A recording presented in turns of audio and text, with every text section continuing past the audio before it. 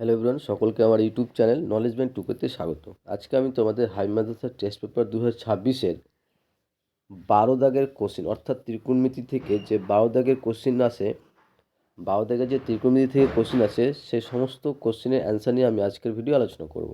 ঠিক আছে, আজকের ভিডিও আমরা দুটো সেট নিয়ে আলোচনা করব। একটা হচ্ছে 3 নম্বর সেট আর একটা হচ্ছে 4 নম্বর সেট। 3 এবং 4 নম্বর সেটের, ঠিক আছে, 12 দাগের যে কোশ্চেনগুলো আছে সমস্ত কোশ্চেনের অ্যান্সার আমি আজকের ভিডিও আলোচনা করব। ঠিক আছে, আগের ভিডিও কিন্তু আমরা 1 এবং 2 নম্বর সেটের 12 দাগের সমস্ত কোশ্চেনের অ্যান্সার কিন্তু করে নিয়েছি। তোমরা প্লেলিস্টে গিয়ে তোমরা দেখে নিও।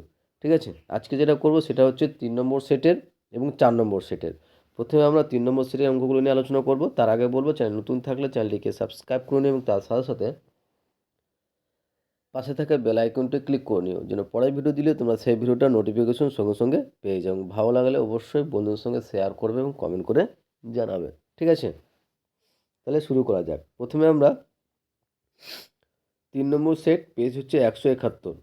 1 নম্বর কোশ্চিন দেখো। 1 নম্বর কোশ্চিন বলেছে যে, আরেকটা জিনিস বলে দিই তোমাদের, তোমাদের টেস্ট পেপারে 12 দাগের যে কোশ্চিনগুলো আছে, ঠিক আছে, এই কোশ্চিনগুলো করলে আর অন্য কোনো কোশ্চিন করার দরকার নেই। এই কটা থেকে কিন্তু তোমরা কিন্তু কমন পেয়ে যাবে। আশা করছি তোমরা 90% কমন পেয়ে যাবে। ঠিক আছে,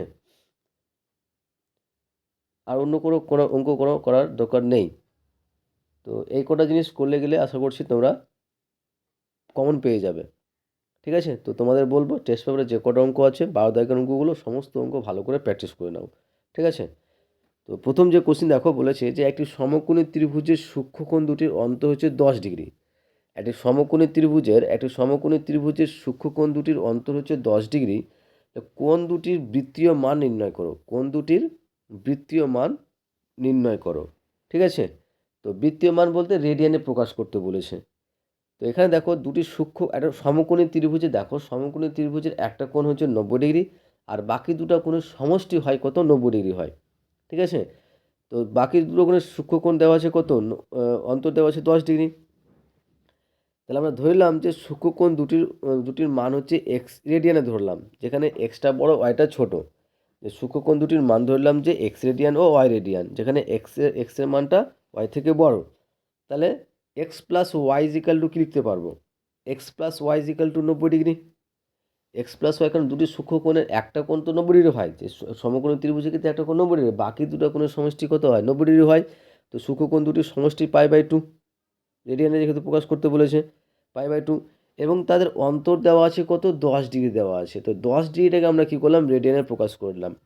তো রেডিয়ানে প্রকাশ করতে গেলে কী করতে হবে, সেই বৃত্তীয় পদ্ধতির মান নির্ণয় করতে গেলে কী করতে হবে, ডিগ্রি কোণটাকে π/180 দিয়ে গুণ করতে হবে। তো 10 গুণ তো π/180, তাহলে 0 0 কেটে যাচ্ছে, পড়ে থাকছে কত, π/18। তাহলে 10 ডিগ্রিকে যদি আমরা বৃত্তীয় মানে নিয়ে আসি তাহলে সেটা হয়ে যাবে π/18। তাহলে X minus Y is equal to কী পেয়ে যাবো, π/18। 1 নম্বর দিয়ে দিলাম, 2 নম্বর দিয়ে দিলাম। প্রথমে কী করছি, 1+2 করে পাই, 1+2 করে পাই। 1+2 বলতে কি, যে বাম পক্ষের সঙ্গে যোগ সমান দিয়ে ডান পক্ষের সঙ্গে যোগ, অর্থাৎ X plus Y plus X minus Y is equal to কী পাবো, π/2 প্লাস π/18। তাহলে মাইনাস ওয়াই প্লাস ওয়াই কেটে যাচ্ছে, পড়ে থাকছে এক্স প্লাস এক্স মানে কি 2x, বা 2x ইজিক্যাল টু, এটা লসাগু করলে 18। তাহলে এখানে 2 দিয়ে ভাগ করলে 9, 9π প্লাস পাই সমান সমান 10π/18। এক্স সমান সমান তাহলে কী পাবো, 10π/18 ইন্টু 2, মানে 2 ইন্টু, মানে 10π/2 ইন্টু 18, কারণ এই 2টা এক্সের সঙ্গে গুণ আকারে আছে, তাহলে নিচে এপারে আসলে কী হয়ে যাবে, বাই আকারে বসবে, ভাগ আকারে বসবে। আর 5 2 কত হয়, 10। ঠিক আছে, 5 2 10, মানে 5π/18। তাহলে এক্সের মান পেয়ে গেলাম কত, 5π/18। তাহলে একটা কোণের মান পেয়ে গেলাম, আর একটা কোণের মান বের করতে হবে। তো আরেকটা কোণের মান কীভাবে বের করবো, দেখো যে এখানে আমরা কি পেয়েছি, যে X plus Y is equal to π/2। তাহলে ওয়াই ইজিক্যাল টু কী পাবো, π/2 মাইনাস এক্স, মানে কি এক্সের মান কত পেলাম না, তোমার 5π/18। তাহলে ওয়াই ইজিক্যাল টু কী পাবো, তাহলে ওয়াই ইজিক্যাল টু হয়ে যাবে π/2 মাইনাস 5π/18। সমান ভগ্নাংশ বিয়োগ করলে কী পাবো, 18 লসাগু, 2 দিয়ে ভাগ করলে 9, আর 9-এর সঙ্গে পাই গুণ করলে 9π, মাইনাস 18 দিয়ে ভাগ করলে 1 থাকে, আর 1-এর সঙ্গে 5π গুণ করলে কী পাবো, 5π থাকবে। তা 9 থেকে 5 বাদ দিলে কত হয়, 4π। তো 4π/18 কাটাকাটি করলে কী পাবো, 2π/9। ঠিক আছে, তাহলে অতএব কোণ দুটির বৃত্তীয় মান হয়ে যাবে কত, একটা হয়ে যাবে 5π/18 আর একটা হচ্ছে 2π/9। এটা হচ্ছে আমাদের 12 1 নম্বর কোশ্চেনের অ্যান্সার। আশা করছি বুঝতে পেরেছো। নেক্সট কোশ্চিন দেখো, নেক্সট কোশ্চিন বলেছে যে মান নির্ণয় করো। আর মান নির্ণয়ের অঙ্ক করার জন্য তোমাদের বলবো অবশ্যই তোমাদের বইয়ের ত্রিকোণমিতির যে ছকটা আছে মানের, সেই মানটা কিন্তু মুখস্থ করতে হবে। সেই মানটার সঙ্গে সঙ্গে তোমাদের যতগুলো ফর্মুলা আছে সমস্ত ফর্মুলা কিন্তু মুখস্থ করতে হবে। না মুখস্থ থাকলে তোমরা কিন্তু ত্রিকোণমিতির অঙ্ক করতে পারবে না। ঠিক আছে, কারণ ত্রিকোণমিতির অঙ্ক করতে হলে তোমাদের অবশ্যই ফর্মুলা জানতে হবে। ঠিক আছে, এখানে দেখো মান নির্ণয় করতে বলেছে কি, যে 3 tan² 45 degree minus sine square 60 degree minus 1/3 cos square 30 minus 1/8 sec square 45 degree. এবার দেখো 3 × tan45, আগে প্রথমে দেখো tan45-এর মান কত। আমরা জানি tan45-এর মান হচ্ছে 1, আর যেহেতু স্কোয়ার আছে তাই 1² করলাম। একই রকমভাবে প্রত্যেকটার মান বসাচ্ছি। যেমন সাইন স্কোয়ার 60 মানে কি √3/2 তাই square, minus 1/3 into cos square 30, তাহলে লিখতে পারবো √3/2 তাই স্কোয়ার, মাইনাস 1/8 ইন্টু সেক 45 মান হচ্ছে √2, স্কোয়ার আছে তার √2 তার স্কোয়ার। তাহলে 3 × 1 করলে 1 হয়, মাইনাস √3² করলে 3, আর 2 করলে 4, তাহলে 3/4, মাইনাস এখানেও সেম দেখো তো √3 তাই স্কোয়ার করলে কি 3, আর 1/3 ইন্টু √3 তাই স্কোয়ার করলে 3, আর 2/² করলে 4, তাহলে 3/4 হলো, মাইনাস 1/8 ইন্টু 2, তাহলে সমান। এবার দেখো 3 মাইনাস 3/4 এখানে কেটে যাচ্ছে, পড়ে থাকছে মাইনাস 1/4।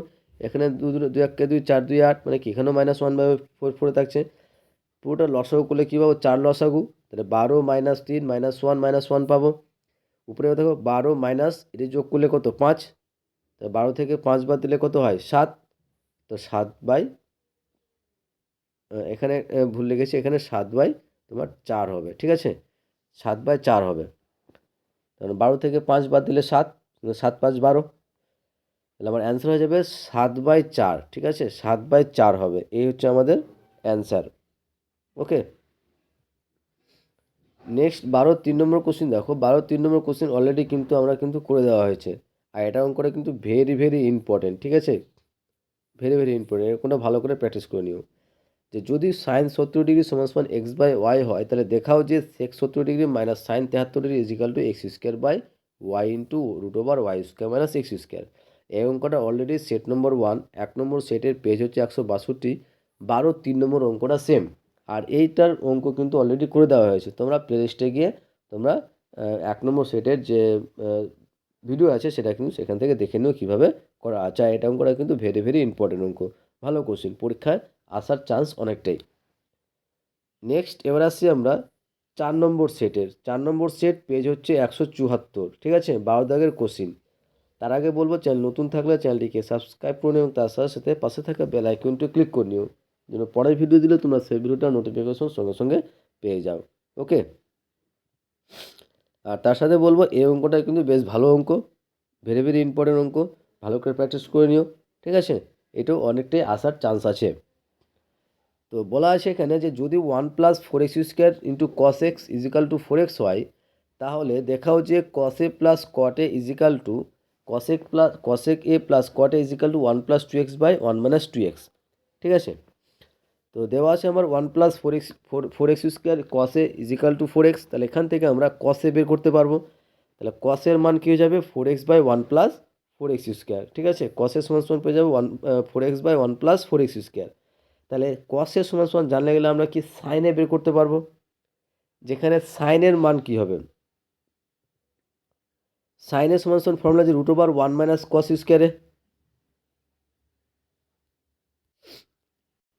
সাইনের মান হচ্ছে √1 cos²। এবার কসের মান জানি, তা লিখতে পারবো যে সমান দিয়ে √1 - cos², মানে 4x/1+4x² স্কোয়ার করতে হবে।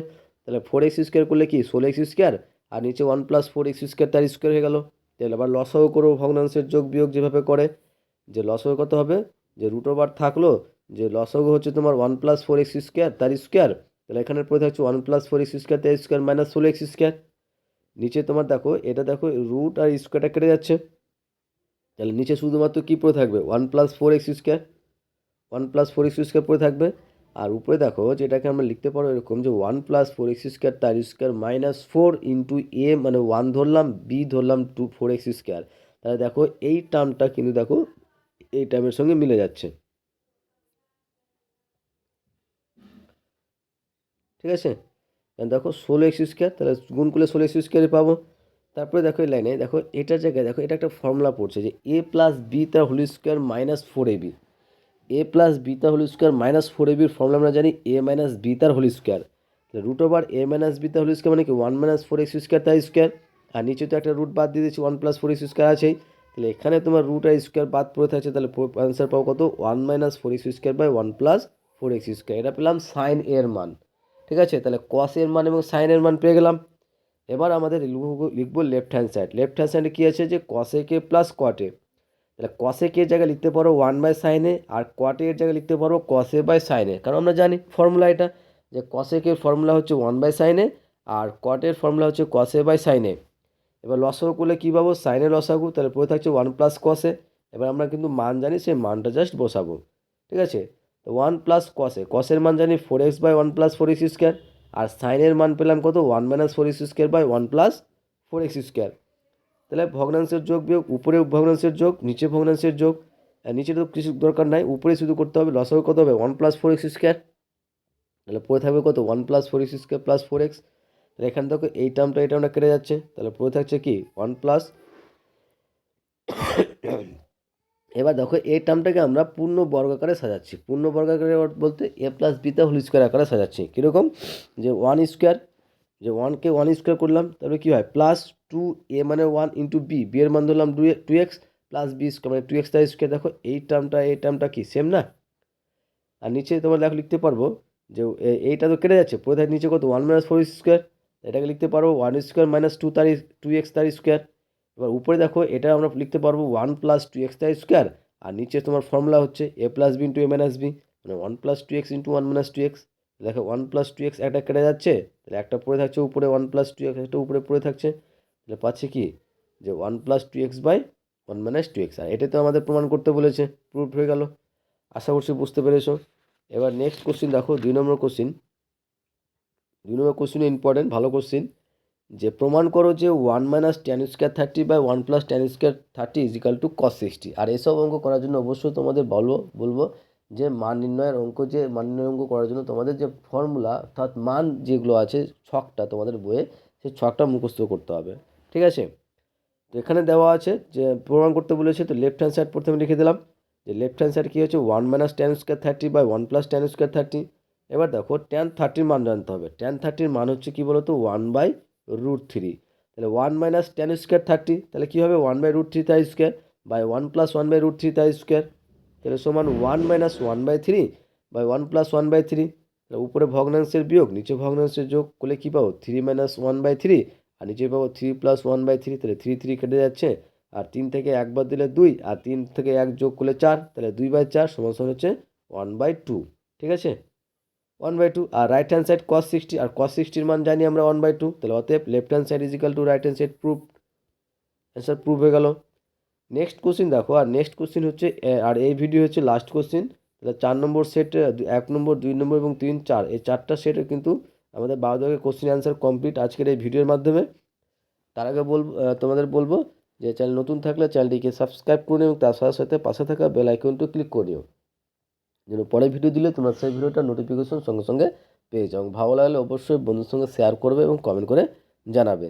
আর তার সাথে সাথে বলবো এই অঙ্কটা হচ্ছে বেশ ভালো অঙ্ক, ইম্পর্টেন্ট অঙ্ক, পরীক্ষায় আসার মতো অঙ্ক। ঠিক আছে, তো এটা কি করবো, এটাও দেখাতে বলেছে যে এটা সমস্যা, এটা প্রমাণ করতে বলেছে।